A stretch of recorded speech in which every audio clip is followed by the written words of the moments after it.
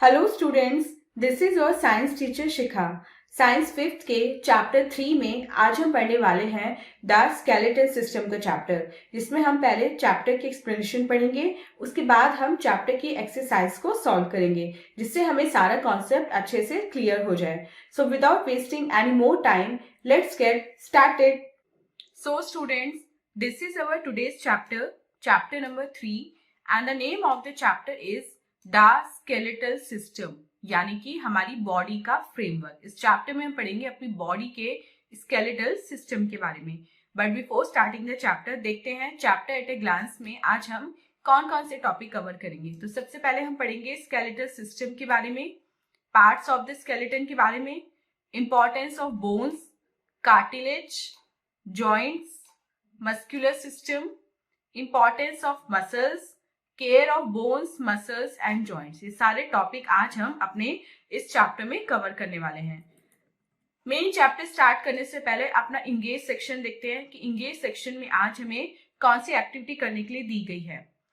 The human body contains 206 bones, match the body parts to their bones. अब यहाँ पे आपको बॉडी पार्ट्स दिए गए हैं और उन पार्ट्स में जो बोन होती है वो दी गई है। आपको क्या करना है, बॉडी पार्ट से जो बोन है कंसर्न रिलेटेड बोन, उसको मैच करना है। तो ये एक्टिविटी आपको खुद परफॉर्म करनी है। मेन चैप्टर रीडिंग स्टार्ट करते हैं। हमारी बॉडी डिफरेंट डिफरेंट ऑर्गन से बनी है, जैसे हार्ट से, लंग्स, किडनी और ब्रेन एक्सेट्रा। इसी तरह हमारी जो बॉडी है उसमें बहुत सारे ऑर्गन सिस्टम होते हैं और सभी ऑर्गन सिस्टम अपना एक specific role, specific function play करते हैं और हमारी बॉडी की प्रॉपर फंक्शनिंग में कंट्रीब्यूशन उनका होता है। मतलब हमारी बॉडी की जो प्रॉपर फंक्शनिंग होती है, जो हम ठीक से चल पाते हैं, ठीक से बोल पाते हैं, ठीक से सुन पाते हैं, वो सब हमारे ऑर्गन्स आपस में मिलजुल कर काम करते हैं, इसलिए पॉसिबल हो पाता है। तो आज का फर्स्ट टॉपिक पढ़ते हैं, स्केलेटल सिस्टम। क्या आप अपनी स्किन के नीचे कुछ हार्ड चीज फील कर सकते हैं? ये हमारी बोन्स होती है। हमारी बॉडी में बोन्स का फ्रेमवर्क होता है, इसको ही बोलते हैं स्केलेटन। स्केलेटन क्या करता है? स्केलेटन हमारी बॉडी को शेप देता है और हमारे इंटरनल ऑर्गन्स जैसे कि हार्ट हो गया, लंग्स हो गए, किडनीज होगी, उनको चोट लगने से बचाते हैं और ये हमारी बॉडी के प्रॉपर मूवमेंट में भी हेल्प करते हैं। तो सबसे पहले पढ़ते हैं स्केलेटल सिस्टम में बोन्स के बारे में। एक न्यूली बॉर्न बेबी जो होता है उसकी 300 से ज्यादा बोन्स होती हैं। जैसे जैसे वो बड़ा होता चला जाता है उसकी जो बोन्स है आपस में जुड़ती चली जाती हैं और जब तक वो एडल्ट बनता है तब तक उसकी बॉडी में 206 बोन्स ही रह जाती हैं। अब ये जो बोन्स होती हैं डिफरेंट शेप्स और साइज की होती हैं। ये बोन्स स्मूथ होती हैं और बाहर से काफी हार्ड दिखती हैं और फील भी होती हैं हार्ड। हर बोन के अंदर एक जेली लाइक सब्सटेंस होता है जिसे कहते हैं बोन मैरो। ये बोन मैरो ही है जो हमारी बॉडी के लिए ब्लड सेल्स बनाता है और मिनरल्स जैसे कि कैल्शियम और फास्फोरस और कुछ विटामिन बोन्स के लिए काफी एसेंशियल होते हैं और बोन्स को हेल्दी रखते हैं। Parts of the skeleton. Skeleton के पार्ट्स कौन कौन से होते हैं? सबसे पहले जो ह्यूमन स्केलेटन है उसमें डिफरेंट पार्ट्स होते हैं। उनमें नंबर 1 है स्कल, खोपड़ी। ये जो स्कल है ये हार्ड और बोनी स्ट्रक्चर होता है और ये हमारे ब्रेन को प्रोटेक्ट करता है। मतलब जो खोपड़ी है इसके अंदर हमारा दिमाग होता है और ये जो स्कल है ये 22 बोन्स आपस में जुड़ के मिलकर एक स्कल बनाती है और जो हमारी ब्रेन की एक प्रोटेक्टिव कवरिंग का काम करता है और हमारे हेड को शेप देता है। जो हमारा लोअर जॉ होता है ये ही ओनली मूवेबल पार्ट है हमारे पूरे स्कल में जो हमें बोलने में हेल्प करता है। आप देखिए जो हमारा अपर जो है वो बिल्कुल अटैच है, लेकिन जो लोअर जो है ये हमारा मूवेबल है और ये हमें बोलने में हेल्प करता है। अगर ये भी इनेबल नहीं होता, इसमें मूवमेंट नहीं होता, तो फिर हम बोल नहीं पाते। सेकेंड इज बैकबोन, जिसको हम रीढ़ की हड्डी के नाम से भी जानते हैं। हमारी बैक के सेंटर में 33 स्मॉल इररेगुलर बोन्स का एक सीरीज होती है जिसको हम वर्टिब्रे बोलते हैं। ये जो वर्टिब्रे है ये इकट्ठी होकर हमारी बैकबोन या स्पाइन बनाती है।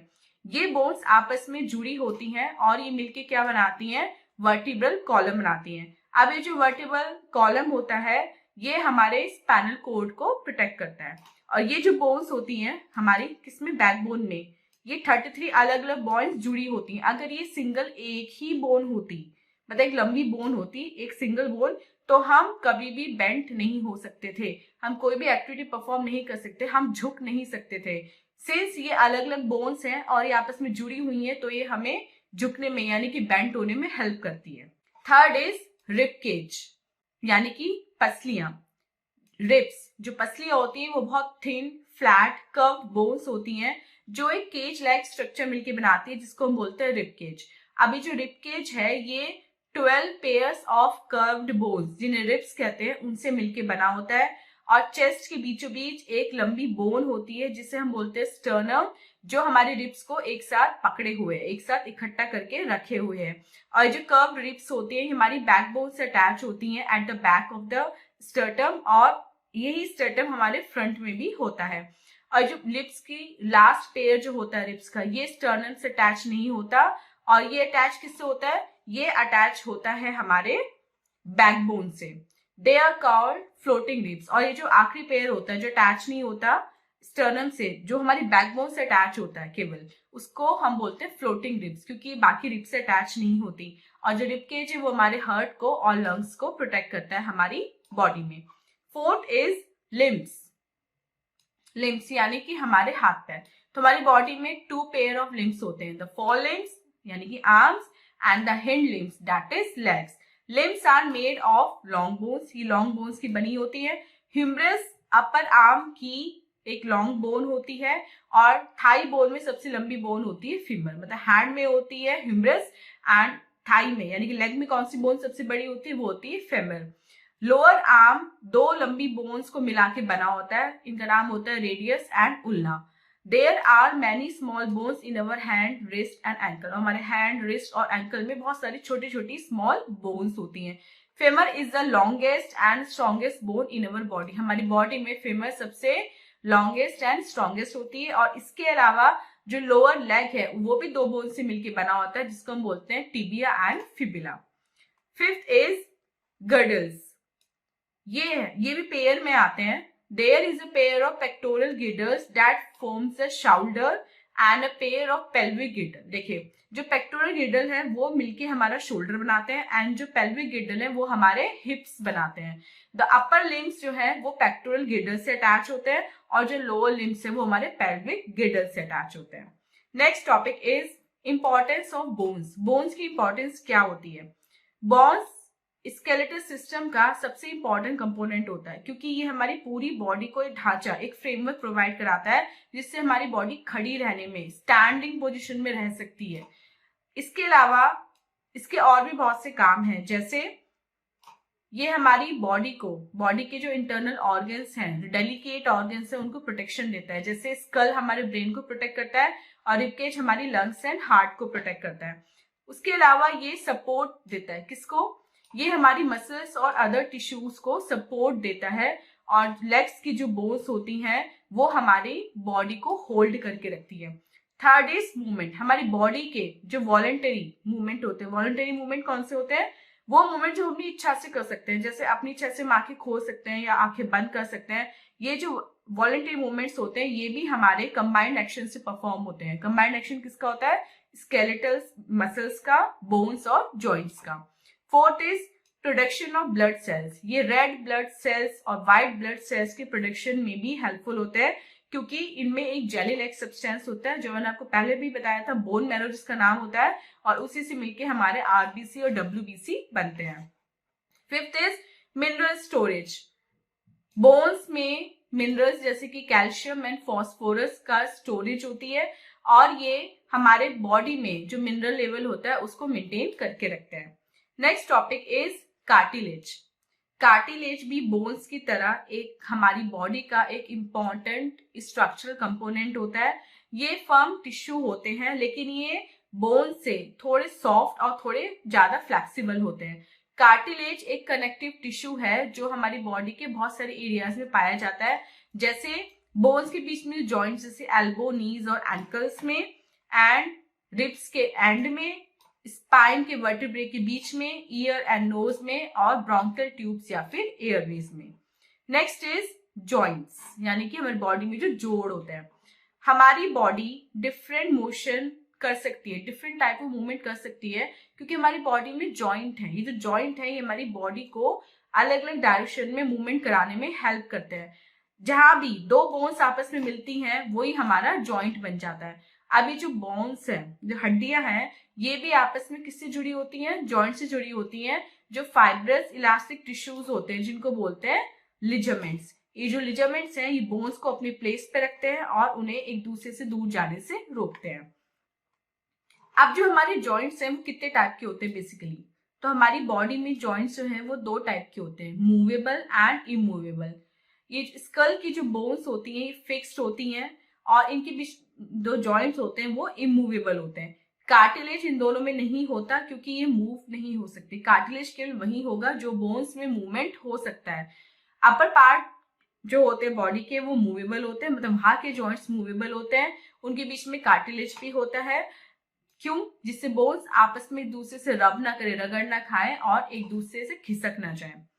अब जो मूवेबल जॉइंट्स होते हैं वो हमारे 4 टाइप के होते हैं। जैसे first is ball and socket joint.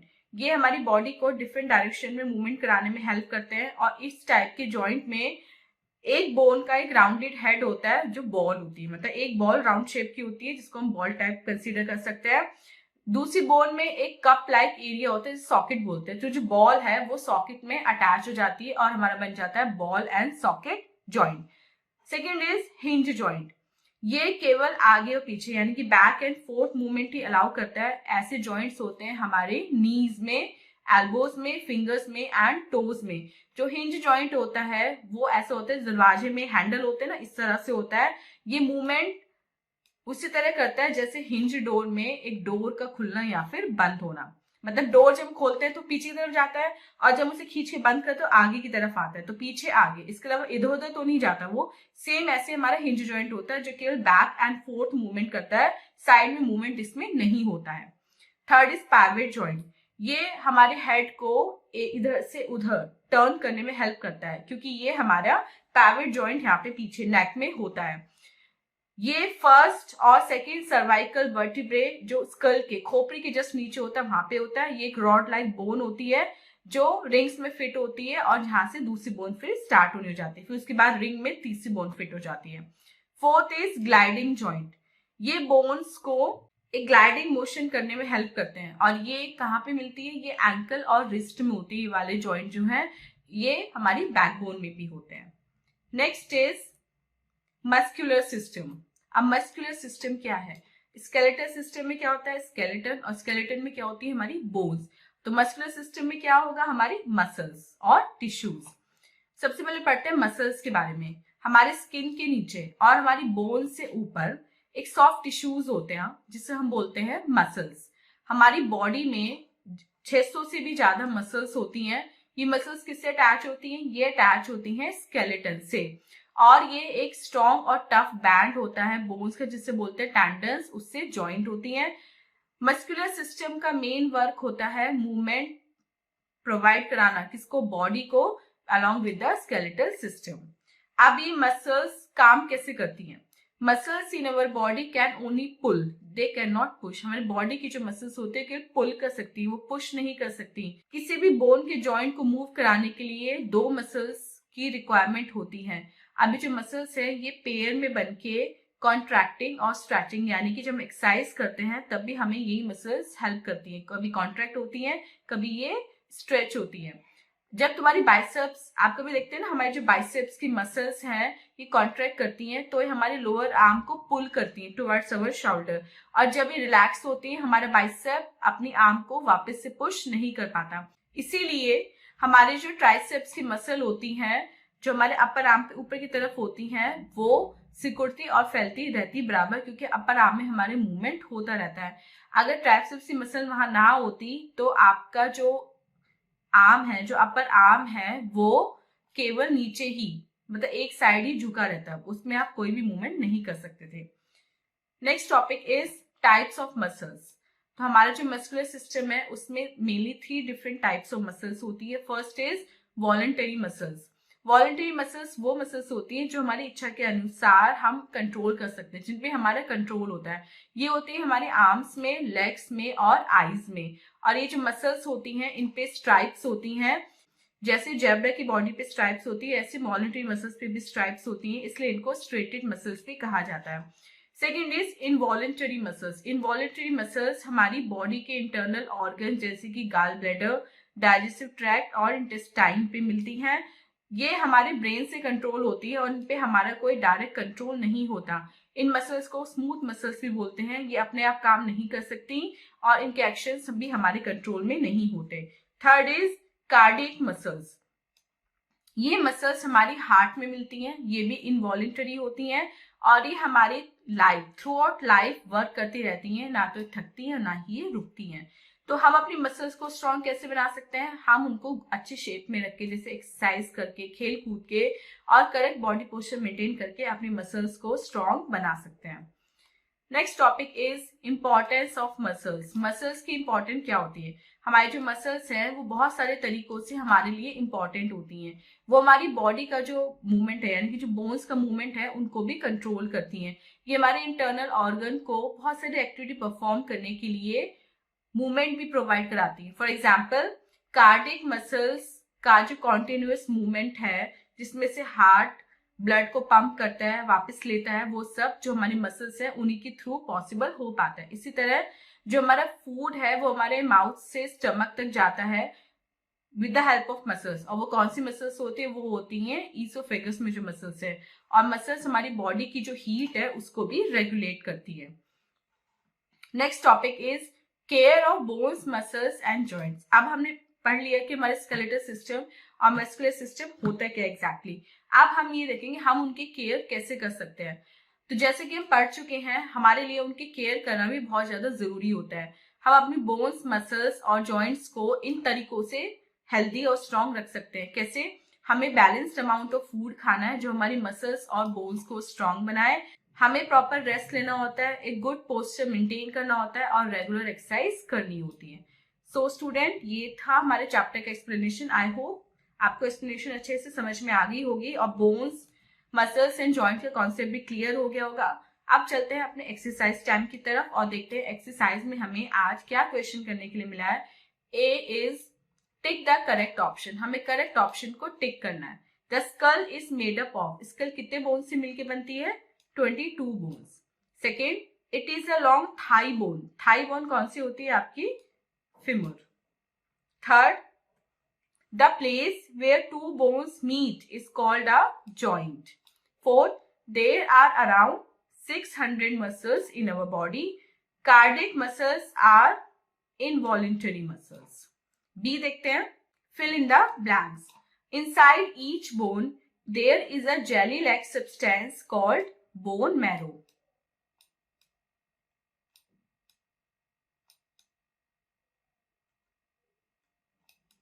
Second, the lower leg is made up of two bones called tibia and tabula.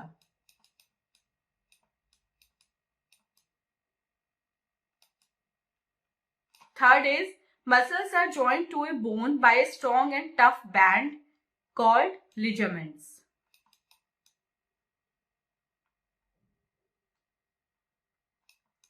Fourth, two muscles are required to move a bone at a joint. And muscles also regulate body heat. अभी हमने पढ़ा था ना care of muscles वाले topic में, body heat. सी, right true और false. अब आपको कुछ स्टेटमेंट दिए गए हैं, आपको उन्हें पढ़ना है एंड देन बताना है कि वो ट्रू है या फॉल्स है।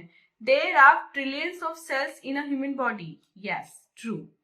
An adult man has more than 300 bones. No, false. Third, a rib cage is formed by 14 pairs of curved bones called ribs. Yes, true. Fourth, striated muscles are voluntary muscles. Yes, true. And fifth, we should eat a balanced diet. Yes, this is also true. So student, this was the exercise part. I hope आपको complete chapter with exercise अच्छे से समझ में आ गया है। And this was our today's video. मिलते हैं अपनी नेक्स्ट वीडियो में इससे नेक्स्ट चैप्टर की एक्सप्लेनेशन के साथ। टिल देन आप अपना बहुत बहुत ध्यान रखिएगा एंड बाय बाय।